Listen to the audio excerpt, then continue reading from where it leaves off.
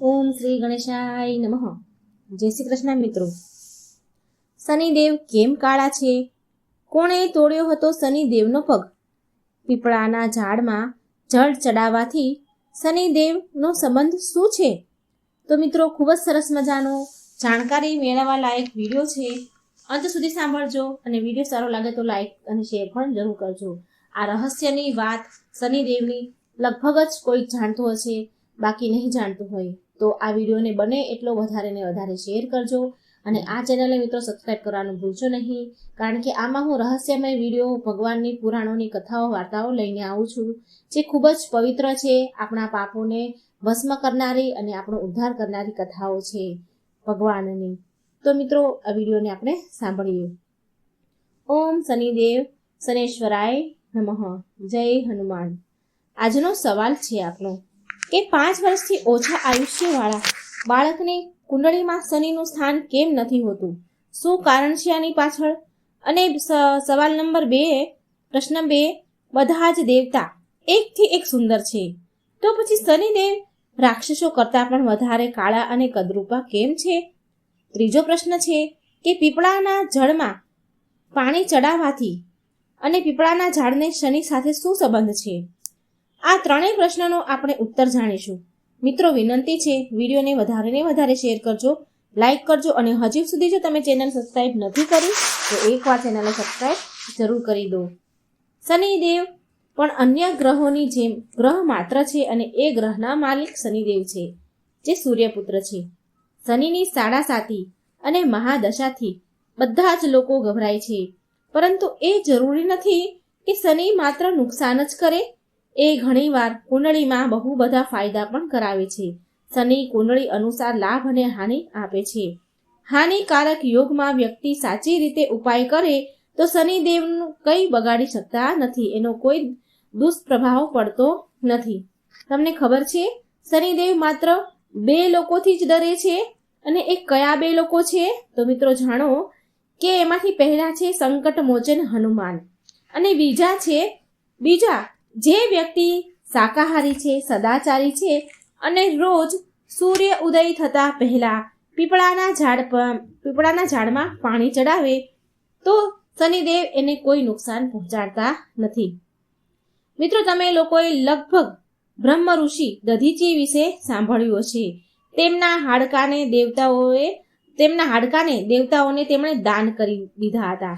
દેવતાઓએ દાનમાં માંગ્યા હતા, માટે એમણે દાન કરી દીધા હતા. અને તેમણે લોક કલ્યાણ માટે તેમના ચામડાને ગાયો પાસે ચટાડીને તેના જીવતા હાડકા દાન કરી દીધા હતા, જેનાથી ઇન્દ્રનું વ્રજ નામનું અસ્ત્ર બન્યું અને જેનાથી દૈત્યોનો સંહાર થયો અને પૃથ્વી પરથી પાપ ઓછું થયું. દેવતાઓમાં ખાસ કરીને તો ઇન્દ્રદેવ સૌથી વધારે સ્વાર્થી છે. તેમણે મહર્ષિ પાસેથી દાન માંગ્યું, એમની અંતિમ ઈચ્છા પૂછી. ઇન્દ્રદેવે ઋષિ દધીચીની અંતિમ ઈચ્છા પૂછી તો દધીચી ઋષિ બોલ્યા કે હું તો હંમેશા પ્રભુની તપસ્યા જ કરતો રહ્યો છું, માટે ક્યારેય કોઈ તીર્થમાં સ્નાન નથી કર્યું, કોઈ તીર્થોમાં કોઈ યાત્રા નથી કરી. માટે મારી અંતિમ ઈચ્છા છે કે હું મર્યા પહેલા તીર્થોમાં સ્નાન કરી લઉં, બધા જ તીર્થ યાત્રામાં સ્નાન કરું. હવે બધા તીર્થ અને યાત્રામાં જો સ્નાન કરવા જાય, યાત્રા કરવા જાય તો બહુ સમય લાગે. માટે ઇન્દ્રદેવ પહોંચ્યા ભગવાન નારાયણ પાસે અને દધીચીની અંતિમ ઈચ્છા વિશે જણાવ્યું. તો ભગવાન વિષ્ણુ કહે છે કે આ તો નિયમ છે કે કોઈ પણ હાલતમાં, કોઈ પણ પરિસ્થિતિમાં મરવાવાળાની અંતિમ ઈચ્છા પૂરી કરવી જ જોઈએ.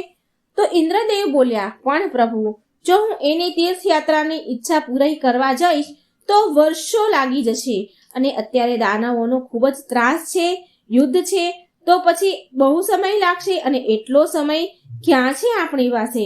ભગવાન વિષ્ણુએ બ્રહ્મા વગેરે દેવતાઓને જણાવ્યું કે તમે બધા મળીને એ જગ્યાએ ઊંડો એક કુંડ બનાવો અને પછી ગંગા, યમુના, ઘાઘરા, સરયુ, અકલનંદા, ગોમતી, કાવેરી, નર્મદા, બ્રહ્મપુત્રા વગેરે નદીઓનું આવાહન કરો અને તેમની પાસેથી થોડું થોડું જળ માંગીને એ કુંડમાં નાખો. બધા તીર્થોનું આવાહન કર્યું અને એમની પાસેથી પણ થોડું થોડું જળ માંગો અને કુંડમાં નાખો. ત્યાર પછી ઋષિ દધીચીએ એ કુંડમાં સ્નાન કરાવી દો. આગળ વધીને તમારું કાર્ય પછી કરો. અને એ કુંડમાં પણ આજે ઉત્તર પ્રદેશના સીતાપુર જિલ્લામાં સ્થિત છે. પછી ઇન્દ્રદેવે અને બીજા બધાએ દેવે બધી તીર્થોનું, બધી નદીઓનું આવાહન કર્યું અને એના પાસેથી થોડું થોડું પાણી માંગીને એ કુંડમાં નાખ્યું. અને આજે પણ એ કુંડ ઉત્તર પ્રદેશના સીતાપુર જિલ્લામાં સ્થિત છે. કુંડનું નામ દધીચી કુંડ મિશ્રિત કુંડ બની ગયું. એટલે કે હવે વિશ્વના બધા તીર્થોનું મિશ્રિત જળ વાળું તીર્થ હજી સુધી આ સ્થાન પર દરેક વર્ષે લોકો ત્યાં પરિક્રમા ત્યાં કરવા માટે આવે છે. હાલની ઘડી એ સ્થાન ત્યાં છે. પછી બ્રહ્મ ઋષિ દધીચીએ પ્રાણાયામ દ્વારા તેમની આત્માને બ્રહ્માંડમાં ચડાવી દીધી અને દેવતાઓએ તેમના શરીરથી માંસ હટાવીને હાડકાં નીકાળીને હથિયાર બનાવી લીધા.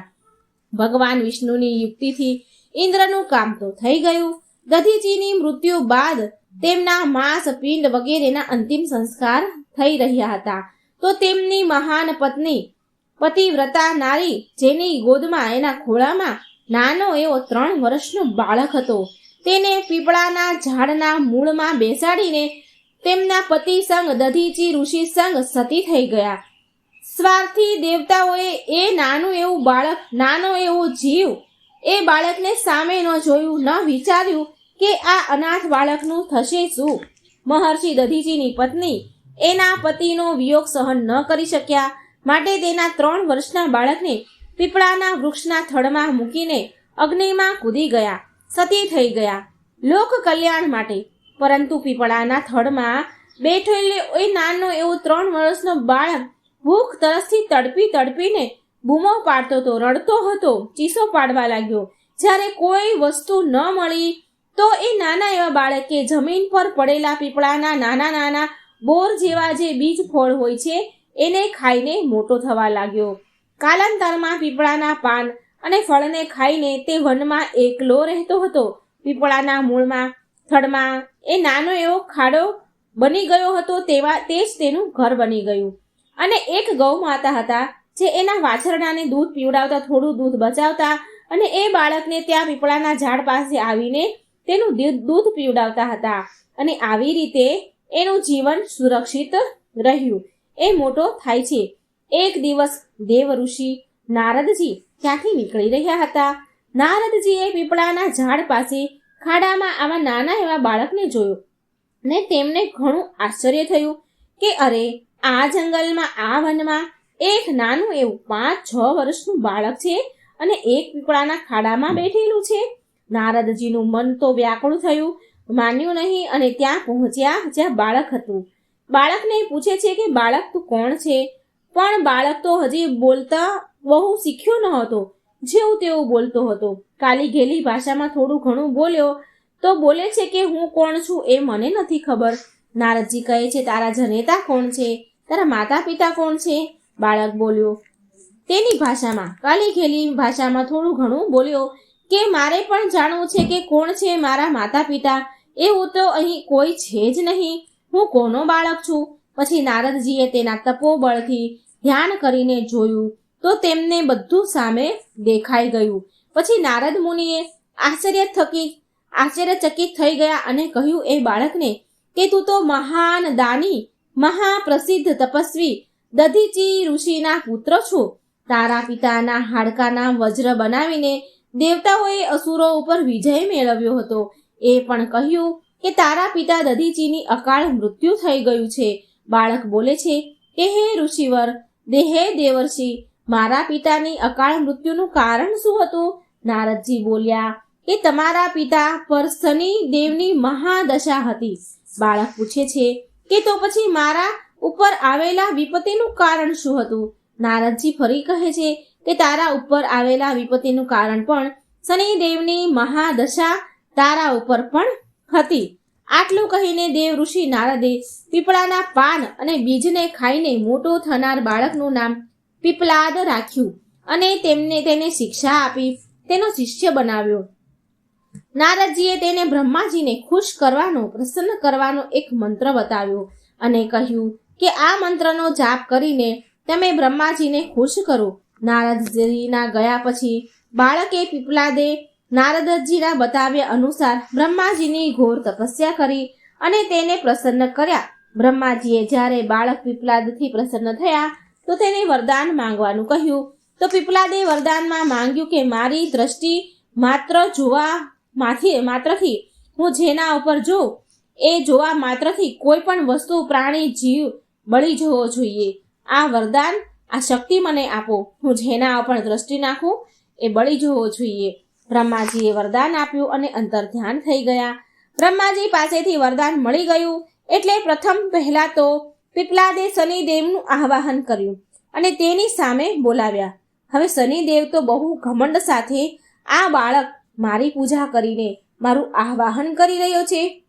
મારી મહાદશાથી એના પિતાની મૃત્યુ થઈ છે અને એના પછતાવાની જગ્યાએ આગળ પણ બીજા લોકો પણ કરશે. આમ વિચાર કરીને શનિદેવ તો જાય છે કે ભગવાન શિવ અને નારાયણની જે મારી પણ પૂજા થશે, મારી પણ લોકો પૂજા કરશે. આમ વિચારતા વિચારતા શનિદેવ પ્રગટ થયા. શનિદેવ બોલ્યા, હે બાળક, આંખો ખોલ. હું સૂર્યપુત્ર શનિદેવ તારી સામે છું. તારો અભિપ્રાય આપ. તું કોણ છે? શનિદેવને સામે જોઈને પીપલાદને તેની માતા, તેના પિતા અને તેના પર આવેલા દુઃખ બધા યાદ આવી ગયા અને તેને અત્યંત ક્રોધ આવી ગયો અને આંખો ખોલીને ક્રોધમાં શનિદેવને ભસ્મ કરવાનું શરૂ કરી દીધું. શનિદેવના આખા શરીરમાં આગ લાગી અને તે બળવા લાગ્યા. બ્રહ્માંડમાં હાહાકાર મચ્યો. બ્રહ્માજીના વરદાન અનુસાર જેવી તેને આંખો ખોલી કે સામેવાળું બળીને ભસ્મ થાય તો પહેલી ક્રોધમાં આંખો એણે શનિદેવ સામે ખોલીને જોયું. ક્રોધમાં શનિદેવ તો બળવા લાગ્યા. બ્રહ્માંડમાં હાહાકાર મચ્યો. સૂર્યપુત્ર શનિની રક્ષા કરવા બધા જ આવ્યા, પરંતુ આ શું? જે પણ શનિદેવને બચાવવા આવે એ પીપલાદ ઋષિ મુનિના સામે જોવાથી બળવા લાગતા. એ ખુદ બચાવવા પોતાનો જીવ બચાવે કે શનિદેવનો જીવ બચાવે? એ ખુદને બચાવવા કે શનિદેવને? બધા દેવતા વિફળ થઈ ગયા, નિષ્ફળ થયા અને સામેથી ભાગી ગયા. સૂર્યદેવ પણ તેમની આંખોની સામે તેના પુત્રને જીવતા બળતા જોઈને બહુ દુઃખી થયા અને બ્રહ્માજી પાસે તેને બચાવવા માટે વિનંતી કરી. અંતમાં બ્રહ્માજી સ્વયં પીપલાદ સામે આવ્યા અને શનિદેવને છોડી દેવાની પ્રાર્થના કરવા લાગ્યા. પણ પીપલાદ તૈયાર થયા નહીં. બોલ્યા કે આ દુષ્ટના કારણે મારા પિતાનું અકાળ મૃત્યુ થયું છે. મારા પિતાના મૃત્યુ થવાથી મારી માં સતી થઈ ગઈ અને હું એક અનાથ થઈ ગયો અને મારી નાની એવી ઉંમરમાં ભૂખ્યો તરસ્યો આ જંગલમાં ભટક્યા કર્યો. હું આને નહીં છોડું, કોઈ પણ કિંમત પર નહીં છોડું. બ્રહ્માજીએ એકના બદલે 2 વરદાન આપવાની વાત કહ્યું કે જે થયું તે જતું કરો. એ વાતને ભૂલી જાઓ. આ દેવતા છે, આને છોડી દો. તેના કર્મ પર રહેવા દો તેને. પણ પીપલાદ બોલ્યા કે હું આને કોઈ કિંમત પર નહીં છોડું. આને બાળીને ભસ્મ કરી દઈશ. બ્રહ્માજી બોલ્યા, પીપલાદ, તું એકની જગ્યાએ 2 વર માંગી લે, પણ શનિદેવને છોડી દે. આટલી વિનંતી કર્યા બાદ બ્રહ્માજી પર પીપલાદને દયા આવી અને પીપલાદ બોલ્યા, ઠીક છે, તમે મને 2 વરદાન આપો, હું આનો જીવ બચાવી લઈશ, હું એને છોડી દઈશ. બ્રહ્માજી પાસેથી ક્યાં 2 વરદાન માંગ્યા પીપલાદે? તો પીપલાદ ઋષિએ છતાં પણ લોક કલ્યાણ માટે, લોકનું સારું થાય એ માટે વરદાન માંગ્યું. અને આ જ ઋષિઓનો સ્વભાવ હોય છે કે બીજાનું ભલું કરવું. પીપલાદ ઋષિ બોલ્યા કે મુજ અનાથને શરણમાં આ પીપળાના વૃક્ષે શરણ આપ્યું છે. મને આ પીપળાના વૃક્ષે મોટો કર્યો છે. એના વૃક્ષના પાન, એના ફળ ખાઈને હું મોટો થયું છું અને મને અહીંયા શરણ મળી હતી. માટે જે પણ વ્યક્તિ સૂર્યોદય પહેલા પીપળાના વૃક્ષને જળ અર્પણ કરશે એના ઉપર શનિની મહાદશાની કોઈ અસર ન થવી જોઈએ. બ્રહ્માજી બોલ્યા, તથાસ્તુ. બીજું વર માંગ્યું પીપલાદ મુનિએ કે જન્મથી લઈને 5 વર્ષ સુધીના બાળક, કોઈ પણ બાળકની કુંડળીમાં શનિનું સ્થાન ન હોવું જોઈએ, જેનાથી કોઈ પણ બાળક મારા જેવું અનાથ ન થાય. બ્રહ્માજીએ તથાસ્તુ કહ્યું. અને વરદાન આપ્યું. છતાં પણ પીપલાદનો ક્રોધ શાંત ન થયો. હવે પીપલાદ મુનિએ તેના બ્રહ્મદંડ ઉઠાવ્યો. બ્રહ્મદંડ એટલે જે ઋષિ મુનિઓ જોડે લાકડી રાખે, લાકડીનો એક દંડો હોય છે. આ માત્ર ઋષિઓ પાસે જ હોય છે, ઋષિઓ જ રાખે છે. આના ઉપરના ભાગના બગલમાં ફસાવા માટે એક લાકડું હોય છે. જ્યારે તપસ્વી તપસ્યા કરે છે તો તેને ટકાવી રાખે છે. ક્યાંક ઊંઘમાં તેનું શરીર આડું ન પડી જાય, સૂઈ ન જાય, માટે એ ટેકો રાખે છે. પૂરી તપસ્યામાં એ તપસ્વીના શરીર સાથે લાગેલું હોય છે બ્રહ્મદંડ, માટે તેમાં બધા પ્રકારની શક્તિનો સંચાર હોય છે એ બ્રહ્મદંડમાં. આજે પણ ઘણા બધા સાધુ પાસે આવો પવિત્ર બ્રહ્મદંડ હોય છે. તેને દંડી કહેવાય છે, દંડી સ્વામી કહેવાય છે. પીપલાદ ઋષિએ બ્રહ્મદંડથી શનિદેવને મારીને તેમના પગના હાડકાં તોડી નાખ્યા. પછી તેમને મુક્ત કરી દીધા હતા. પરિણામ સ્વરૂપ શનિદેવના પગ ઘાયલ થયા, ક્ષતિ પહોંચી અને પછી તે એકદમ ઝડપથી તેજીથી ચાલવાને લાયક ન રહ્યા. ત્યાર પછી શનિદેવ વિશે કહેવાય છે કે જે ધીરે ધીરે ચાલે છે એ જ શનેશ્વર છે અને તે શનિમાંથી શનેશ્વર થઈ ગયા. શનિદેવને અગ્નિમાં બળવાના કારણે તેમની જે કાયા છે તે ચામડી બળીને અંગ ભંગ થઈ ગઈ અને તેમનો રંગ કાળો થઈ ગયો. તો મિત્રો, સંપ્રતિ શનિની કાળી મૂર્તિ અને પીપળાના વૃક્ષની પૂજાનું માત્ર ને માત્ર આ જ ધાર્મિક હેતુ છે. આગળ જઈને દધીજી પુત્ર પીપલાદે પ્રશ્ન ઉપનિષદની રચના કરી, જે આજે પણ જ્ઞાનનો વ્રત ભંડાર છે. ઘણા લોકોનું માનવું છે કે શનિની માતા છાયા છે માટે તે કાળા હતા, પણ આવું નથી. પીપલાદ મુનિની ઘટના પહેલા શનિદેવ બધા જ અન્ય દેવતા કરતા અન્ય દેવ જેવા શનિદેવ પણ સુંદર દેખાતા હતા. એ કાળા ન હતા. એમને જ્યારે પીપલાદે બાળ્યા ત્યારે એ કાળા થયા અને લંગડા પણ ત્યારે જ થયા જ્યારે પીપલાદે મારીને બ્રહ્મદંડથી શનિદેવના હાડકાં તોડ્યા. ત્યાર પછી શનિદેવ માત્ર 2 વ્યક્તિથી જ ડરે છે. એક તો હનુમાનજી છે. હનુમાનજીથી કેમ ડરે છે આની કથા પણ મારી ચેનલમાં મિત્રો મૂકેલી છે, જે તમે જઈને મારી ચેનલમાં જઈને સાંભળી શકો છો. અને કોશિશ કરીશ કે હું ડિસ્ક્રિપ્શનમાં પણ આ લિંક મૂકું, અથવા તમે સાંભળી શકશો કે શનિદેવ હનુમાનજીથી કેમ ડરે છે. શનિદેવ બીજાથી ડરે છે કે પીપળાના વૃક્ષમાં જળ જે ચડાવે છે. તો મિત્રો, આશા છે કે તમને આ શનિદેવની વાર્તા સારી લાગી હશે, ઘણું બધું જાણવા મળ્યું હશે, રહસ્ય જાણવા મળ્યું હશે. તો જ્યારે શનિની સાડાસાતી હોય કે શનિની નડતો હોય કુંડળીમાં, તો આવી રીતે પીપળાના ઝાડમાં તમે પાણી ચડાવશો સૂર્યોદય પહેલાં, તો તમારા ગ્રહ પર જે શનિની દુર્દશા હોય એ કોઈ અસર નહીં કરે. તો મિત્રો, આ રહસ્યની વાર્તા તમને કેવી લાગી? આ વિડીયો કેવો લાગ્યો? આવા જ રહસ્યમય વિડીયો સાંભળવા માટે આ ચેનલમાં જજો, સાંભળજો અને ચેનલને